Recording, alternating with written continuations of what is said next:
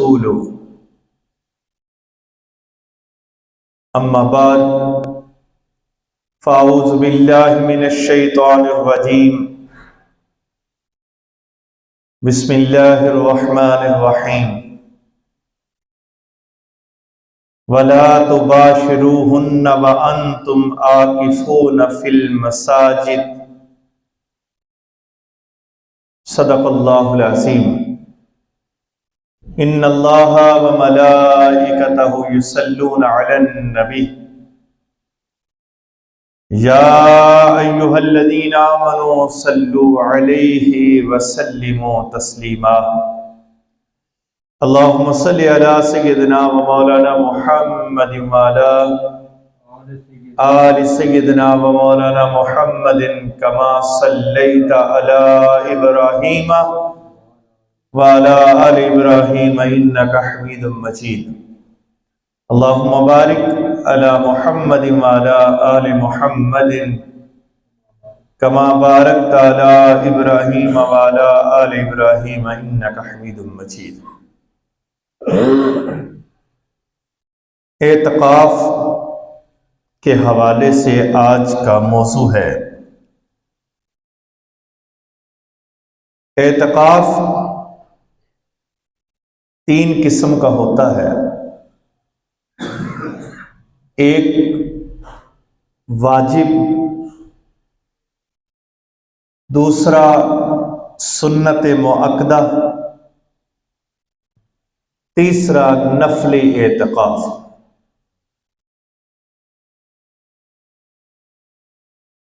اعتکاف بہت مقبول عبادت ہے، روحانیت قائم کرنے والی اور انسان اور اللہ کے درمیان تعلق کو جوڑنے والی عبادت اعتکاف ہے۔ واجب اعتکاف اگر کسی بندے نے نظر منت مان لی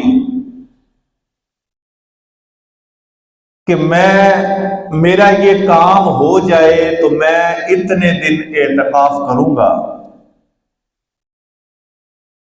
میرا یہ کام اچھا ہو جائے تو میں اتنے دن اعتکاف بیٹھوں گا، تو یہ اعتکاف اس پر واجب ہو جاتا ہے۔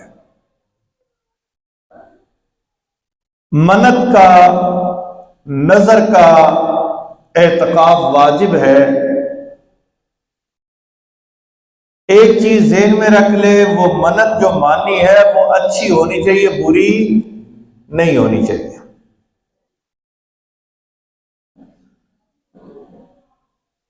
ایک مرتبہ نظر سے مجھے یاد آیا، ایک بندہ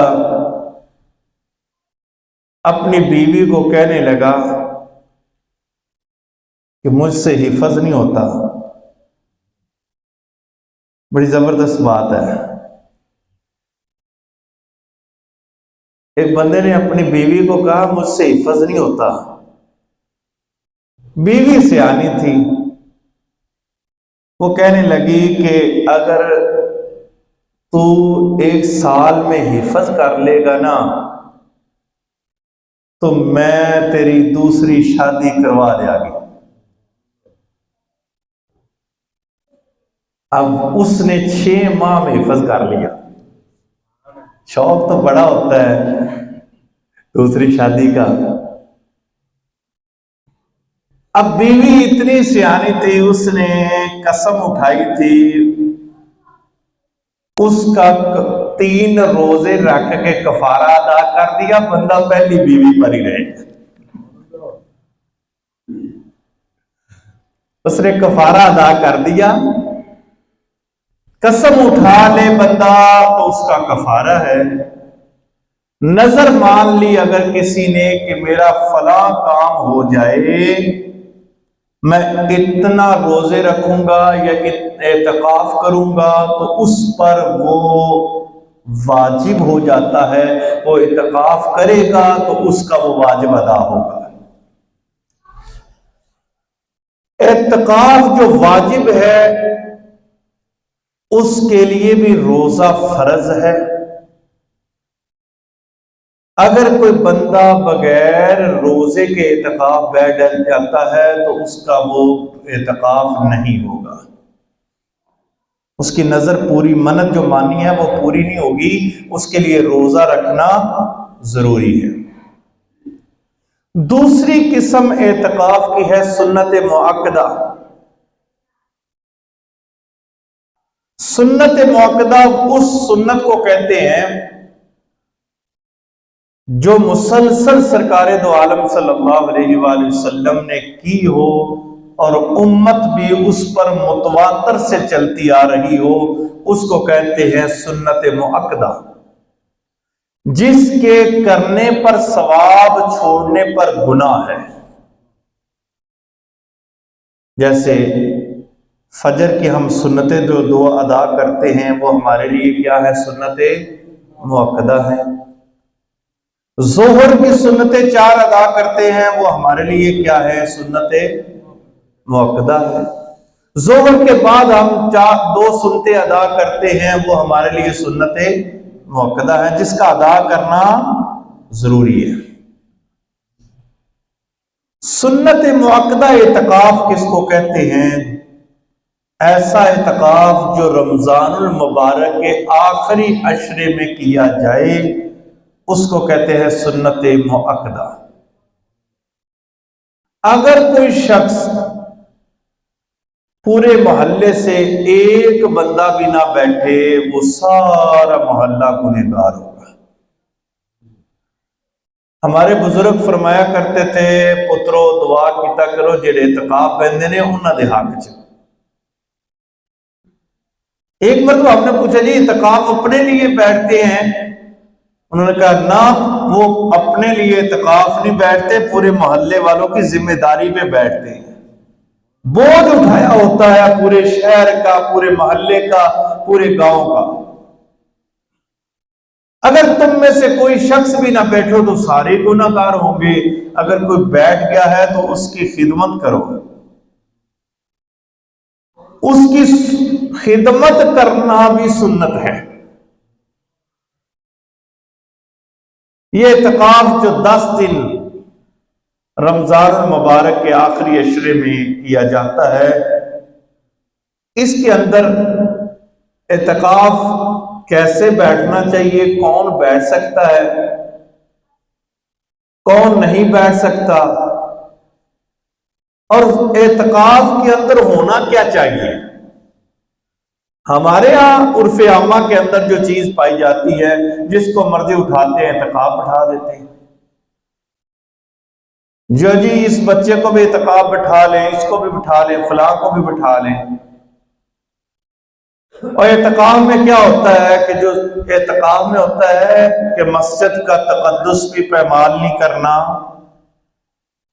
مسجد کا تقدس بھی بحال رکھنا ہے، اور مسجد کے معاملات کو بھی صحیح اور اپنے آپ کو بھی صحیح رکھنا ہے۔ ہمارے ادھر بندہ اعتکاف بیٹھ جاتا ہے، واش روم میں بیٹھ کے سگریٹ لائی ہوتی، ادھر اعتکاف بیٹھ جاتے ہیں اور سپاریاں کھا رہے ہوتے اور بیڑا رکھ رہے ہوتے ہیں۔ وہ ایک اور چیز ہوتی ہے نسوار، وہ رکھی ہوتی ہے، اور جب عید والے دن صفائی کرتے ہیں تو پتہ چلتا ہے کہ یہ تو ساری مسجد کے اندر نسوار ہی نسوار چلتی رہی ہے۔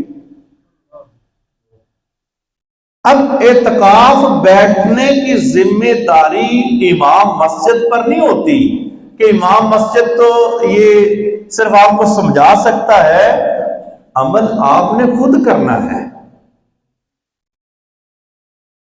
اب بعض اعتکاف والے ہوتا یہی ہے کہ ادھر پھر رہے ہوتے ہیں، کبھی اس سے بات کبھی اس سے بات، تو ان کو سمجھاتے تو رہتے ہیں۔ اب ان کا میں اتنا تو نہیں کہہ سکتا ان کو کہ چاچا جی، بابا جی، کچھ شرم حیا کرو۔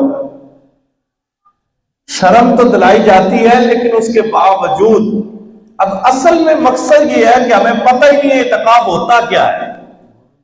جس کی وجہ سے یہ نقصان ہو رہا ہے کہ جو اعتکاف صحیح بیٹھنے والوں کا بھی اعتکاف ختم ہو جاتا ہے۔ اب اس کے بارے میں اللہ رب العزت نے قرآن مجید فرقان حمید میں ذکر فرمایا، فرمایا وَلَا تُبَاشِرُوهُنَّ وَأَنْتُمْ عَاكِفُونَ فِي الْمَسَاجِدِ، عورتوں سے مباشرت نہ کرو جب تم مسجدوں میں اعتکاف کیے ہوئے ہو۔ اپنی بیوی سے رمضان المبارک کے اندر رات کو جانا یہ کوئی گناہ نہیں ہے، لیکن جب مسجد میں آ گئے ہو تو مسجد میں سب سے پہلا کام یہ روک گیا کہ مسجد کے اندر بیوی کو روک دو۔ تم اگر تمہاری عورتیں اعتکاف میں بیٹھی ہیں تو تم نے اس کے بستر پر نہیں جانا۔ ہمارے گھروں میں عورتیں اعتکاف بیٹھتی ہیں، جو مرضی آ رہا ہے جا رہا ہے، کوئی پرواہ نہیں ہے، بچے اس کے پاس کھیل رہے ہیں، کوئی پوچھنے والا ہے نہیں، بس ٹھیک ہے جی اعتکاف بیٹھے ہوئے ہیں۔ 10 دن رکنے کا مقصد یہ نہیں ہے کہ آپ نے بس کھا پی لیا اور سو لیا اور قرآن پڑھ لیا، بس آپ نے کہا کہ ہم اعتکاف بیٹھے ہیں، جو مرضی آپ کو دیکھ رہا ہے، آ رہے ہیں جا رہے ہیں۔ ایک تو یہ چیز کہ اللہ نے ہمیں حکم دیا کہ عورت کے ساتھ ہم بستری تم اعتکاف کی حالت میں نہیں کر سکتے ہو۔ اعتکاف میں عورت بیٹھی ہے یا مرد بیٹھا ہے۔ اسی آیت مبارکہ کو ملحوظ خاطر رکھتے ہوئے حضرت عمر فاروق رضی اللہ تعالی عنہ نے ایک فتویٰ جاری کیا کہ کوئی عورت مسجد میں اعتکاف نہ کرے۔ سرکار دو عالم صلی اللہ علیہ وآلہ وسلم کے دور میں بھی مسجدوں میں اعتکاف نہیں ہوتا تھا۔ آپ نے جب پہلے دن خیمہ لگایا، ساتھ ہی آپ کے ازواج نے خیمہ لگایا، تو آپ نے حکم دیا کہ ان کو اکھاڑ دو۔ مسجدوں میں اعتکاف مرد کرتے ہیں، عورتوں نے اگر اعتکاف کرنا تو اپنے گھروں میں کریں۔ کئی فرقے ایسے اٹھے ہیں جنہوں نے مسجد کے اوپر ڈیرے لگا لیے ہیں، خواتین جی مسجد کے اوپر اعتکاف کریں، اور اگر وہ خاتون کو حیض یا نفاس کا خون جاری ہو جاتا ہے تو اس کا ذمہ دار کون ہے؟ یہ ہم تو نہیں پابند کر سکتے کہ عورت کو حیض کب آتا ہے، یہ تو اللہ نے سسٹم رکھا ہے نا عورت کے اندر کہ جب مرضی وہ خون جاری ہو جائے۔ تو کیا پھر عورت وہاں ٹھہرے گی؟ نہیں، جب مرد کو احتلام ہو جائے تو حکم ہے کہ مسجد سے نکل جاؤ، عورت کو حکم ہے کہ وہ بھی مسجد سے نکل جائے، اس کا اعتکاف ختم ہو گیا۔ اب اللہ کے محبوب نے کیوں حکم دیا کہ عورت گھر میں اعتکاف کرے؟ یہ پردہ رہے گا کہ عورت کا اعتکاف ختم ہو گیا۔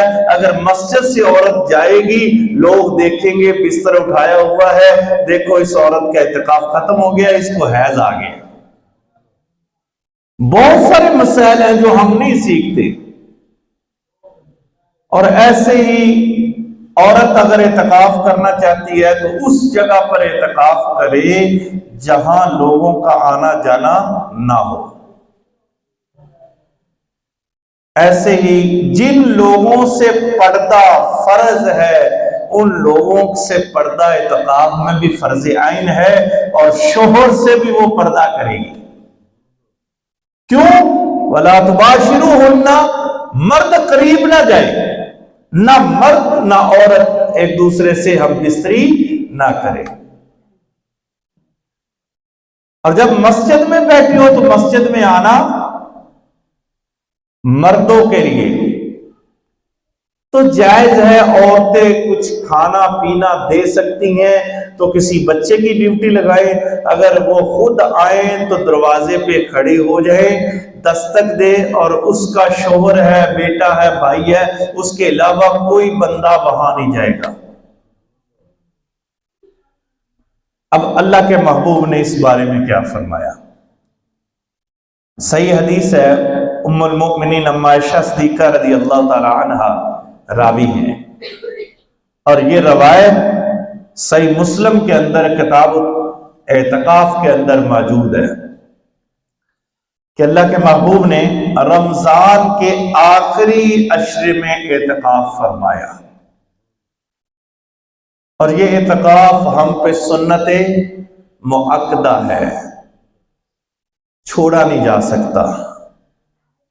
اور پھر ابو داؤد کی حدیث ہے، اعتکاف والوں کے لیے کن چیزوں سے منع کیا؟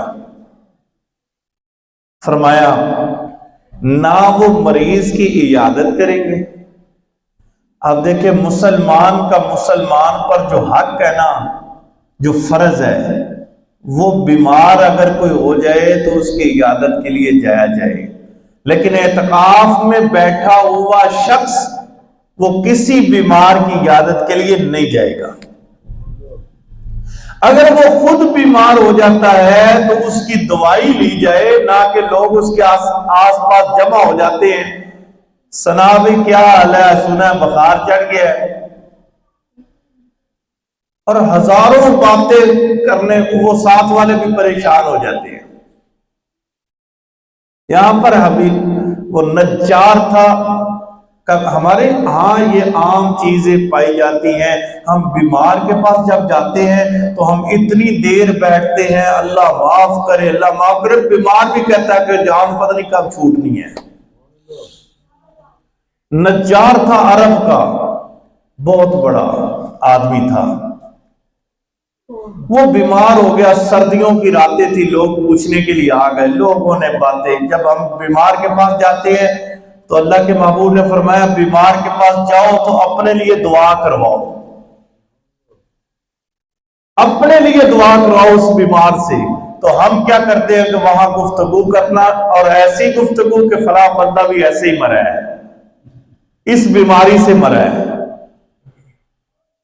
اور نجار کے پاس وہ لوگ بیٹھے، کافی دیر بیٹھے رہے، اور آخر کار وہ کھڑا ہوا، بسترا اس نے رکھا، ہاتھ جوڑ کر کہا میں تندرست ہو گیا ہوں، تسی جاؤ۔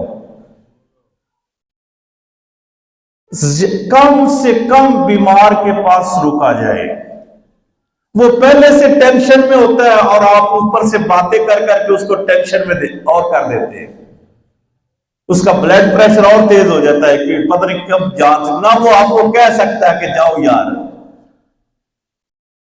اعتکاف والا کسی بیمار کے پاس جا کے نہیں بیٹھے گا، اس کا باپ بیمار ہو جائے، اس کا ماں بیمار ہو جائے، اس کے بھائی بیمار ہو جائیں، کوئی دنیا کا بندہ بیمار ہو گیا ہے، اعتکاف والوں کے بارے میں اللہ کے محبوب نے فرمایا وہ نہیں جائے گا، ادھر ہی مسجد میں ٹھہرے، اللہ کی عبادت کرے، ان کے لیے دعا کرے۔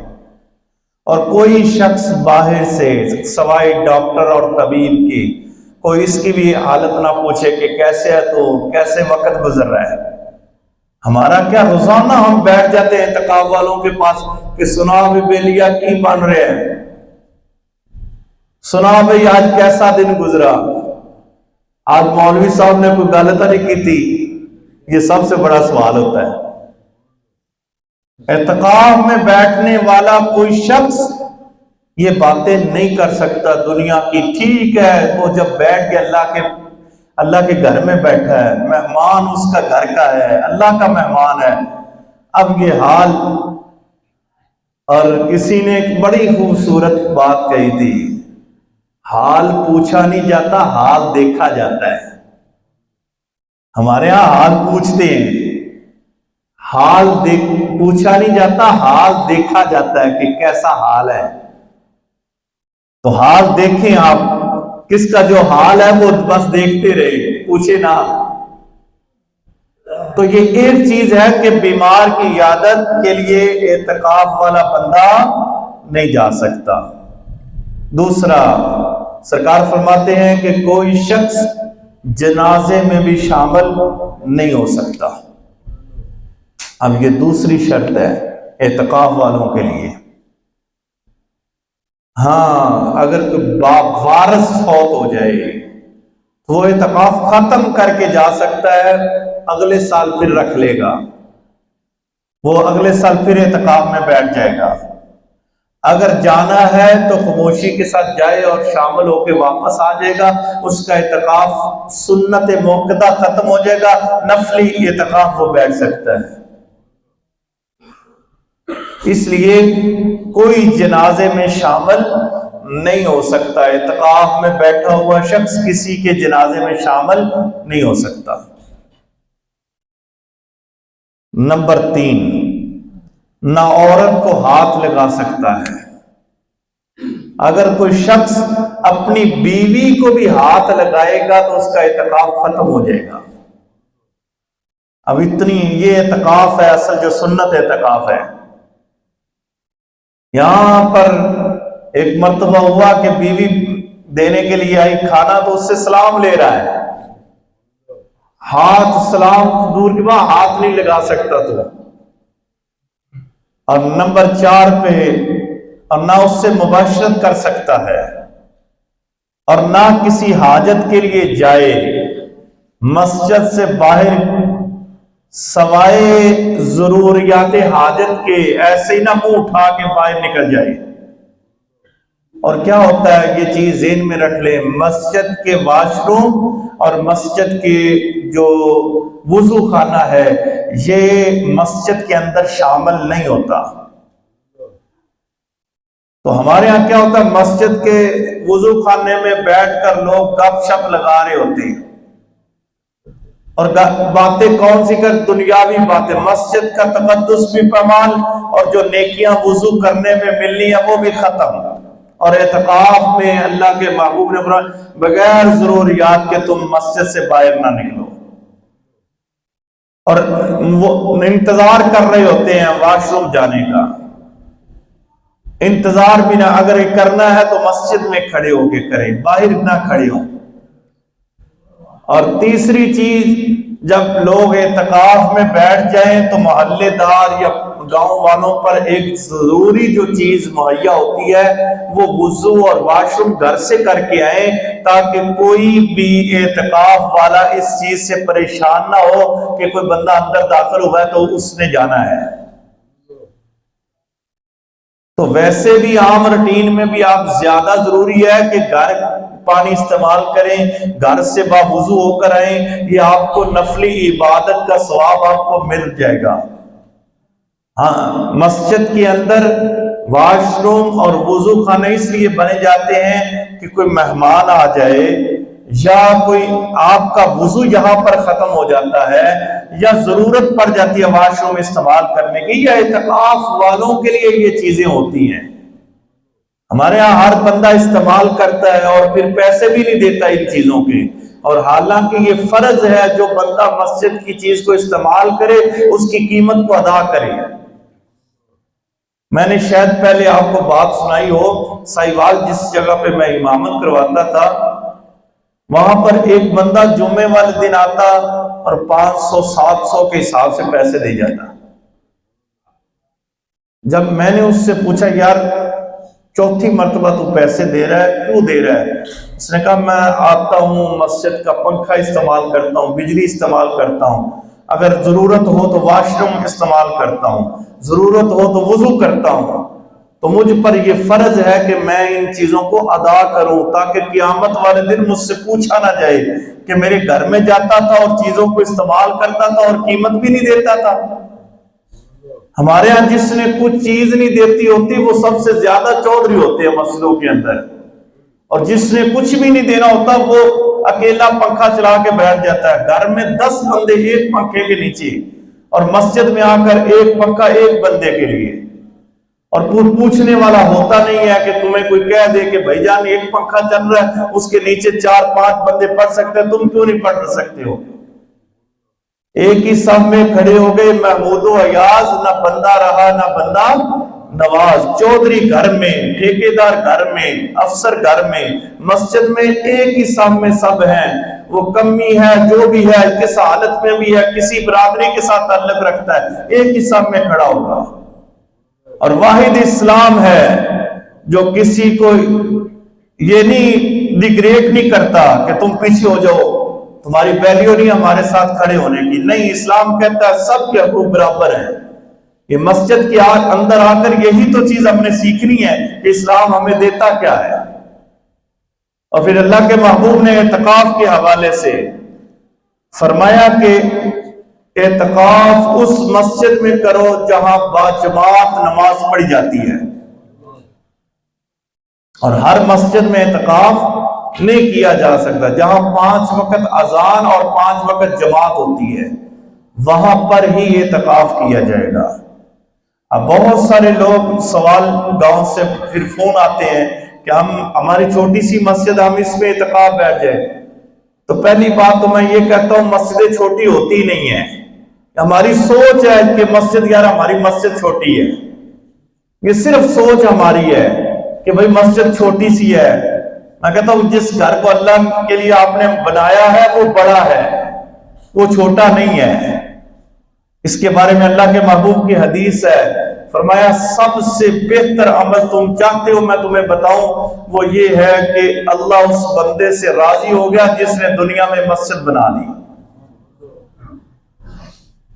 اور ایک مولانا روم رحمت اللہ علیہ نے بڑی ایک زبردست بات لکھی کہ ایک گاؤں کے اندر ایک بندہ تھا، اس نے ساری مسجد تعمیر کی، اور مستری صاحب کہنے لگے یار ایک اینٹ میں بھی لگا لوں، اور خواب کے اندر جنت میں دیکھا کہ محل ہے، اس کے اندر ایک محل جو ہے وہ ایک بندے کا اور بھی ہے، وہ اس بندے کا ہے جس نے وہ ایک اینٹ لگائی تھی۔ اور مسجد ان المساجد للہ فلا تدعوا مع اللہ احدا، مسجد اللہ کو پکارنے کے لیے ہیں، نہ کہ دنیا کی باتیں کرنے کے لیے، اللہ کو یاد کیا جائے۔ اور ہمیں جو بات بھی یاد آتی ہے وہ مسجد میں یاد آتی ہے۔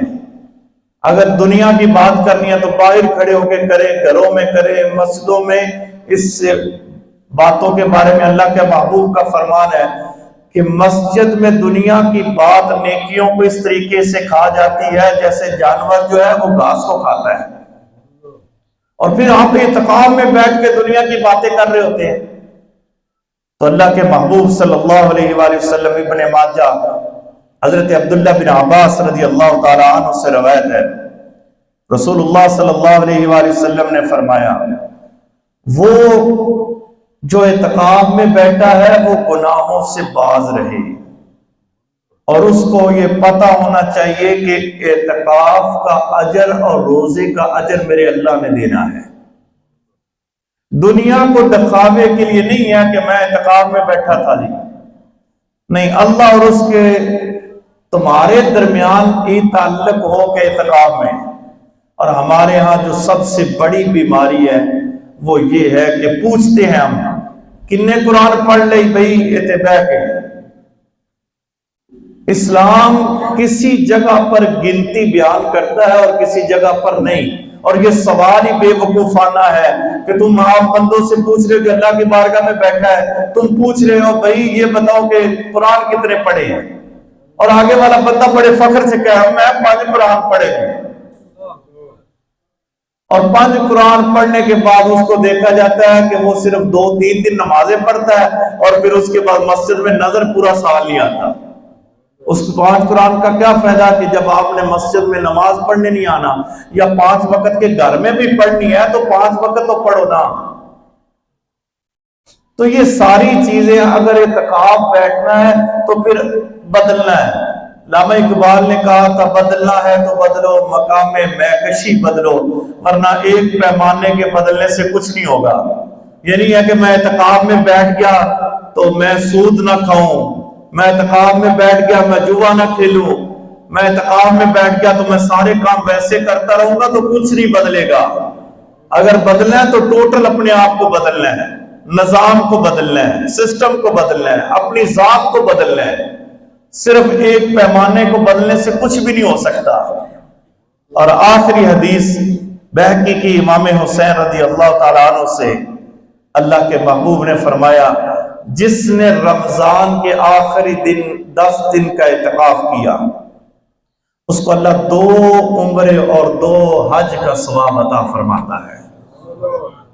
یہ کوئی چھوٹی بات ہے کہ ایک بندہ حج پہ 11 لاکھ 12 لاکھ لگا کے جاتا ہے، اور 2 مرتبہ 22 لاکھ اور 6 لاکھ، آپ 30 لاکھ لگائے تو اسے اتنا ثواب ملتا ہے، اور وہ 10 دن اعتکاف میں بیٹھ جائے، اتنا ثواب ہے اگر کوئی بندہ اعتکاف بیٹھتا ہے، اور پھر دنیا کی باتوں سے دور رہنا ہے۔ اور پھر حضرت امام حسین رضی اللہ تعالیٰ عنہ فرماتے ہیں، جس نے اللہ کو یاد کیا اور اللہ سے مانگا، اجیبوا دعوات الداع اذا دعانی فلیستجیبوا لی ولیؤمنوا بی لعلکم یرشدون۔ اللہ فرماتا ہے محبوب ان کو کہہ دو میں قریب ہوں، مجھ سے مانگو، میں دینے والا ہوں، جو بندہ مجھے پکارتا ہے میں اس کی پکار کو سنتا ہوں۔ اور پکارنا کس کو؟ مالک کو، اللہ کا ذکر کرے۔ اور حضرت علی رضی اللہ تعالیٰ عنہ فرماتے ہیں، جب میرا دل کرتا ہے کہ میں اللہ سے باتیں کروں تو میں نماز پڑھتا ہوں، اور جب میرا دل کرتا ہے کہ اللہ مجھ سے باتیں کرے تو میں قرآن پڑھتا ہوں۔ تو یہ 2 کام اعتکاف والے بس کریں کہ جب دل کرے کہ تم نے اللہ سے باتیں کرنی ہیں تو نماز میں کھڑے ہو جاؤ، اور جب یہ دل چاہے کہ اللہ مجھ سے کلام کرے تو پھر قرآن پڑھو، اور پھر اس پر عمل بھی کرو کہ اللہ نے فرمایا ایاک نعبد و ایاک نستعین، خاص میری ہی عبادت کرو اور مجھے سے مدد مانگو، اور پھر اس پر یقین کریں کہ یہ دعا کریں کہ انعمت علیہم غیر المغضوب علیہم ولا الضالین، ہمیں راہ ان لوگوں کا دکھا جن پر تو نے انعام کیا ہے، نہ کہ ان کا جن کو تو نے دھتکار دیا اور اپنے دربار سے نکال دیا۔ بہت کے لوگوں کا ہمیں راہ نہ دکھا، ہمیں تو نیک لوگوں کی راہ دکھا۔ اللہ رب العزت ہمیں اچھے طریقے سے اعتکاف کرنے کی توفیق عطا فرمائے۔ 9 لوگوں کے نام لکھ دیے گئے ہیں جنہوں نے اعتکاف میں بیٹھنا ہے، جنہوں نے اعتکاف میں بیٹھنا ہے وہ نام لکھوائیں۔ وہ ایک شرط میں نے رکھی ہے اس سال کہ وہ بالغ ہو، ایک چیز شرط ہے کہ وہ بالغ ہو اور سمجھدار بھی ہو، ٹھیک ہے؟ نابالغ بچوں کو ہم نے اعتکاف میں نہیں بٹھانا، چاہے کوئی ناراض ہو کہ میرے بچے کو بٹھا لو، نہیں، مسجد کا تقدس پامال ہوتا ہے۔ بچوں کو سمجھ نہیں ہوتی کہ ہم اعتکاف بیٹھے ہیں کہ ہم نے کرنا کیا ہے۔ بڑے سمجھدار اگر جوان بچے ہیں تو وہ بیٹھے اعتکاف میں، کم از کم ذکر کا پتہ ہو، مسجد کے تقدس کا پتہ ہو، اعتکاف کا پتہ ہو۔ صرف کھانے پینے کا نام نہیں ہے کہ کھا لیا سو چھڈیا، ایویں نہیں۔ اعتکاف کے مقاصد کو پتہ ہونا چاہیے کہ ہمارا مقصد کیا ہے۔ وہ مقصد ہے ایک رات کو تلاش کرنا، رات کو تلاش کرنا، وہ رات جو اللہ فرماتا ہے 1000 مہینوں سے افضل ہے، اور یہ 84 سال بنتے 1000 مہینے۔ ایک رات اگر کسی نے اس رات میں اللہ کا ذکر کر لیا، اس کو تاک راتوں میں تلاش کرو، تو یہ تلاش کرنے کی بات ہے۔ لہذا اعتکاف بیٹھنے والے سمجھدار ہو، جن کو پتہ ہو اعتکاف کا مقصد کیا ہے۔ اللہ ہمیں ہدایت کے راستے پر چلائے۔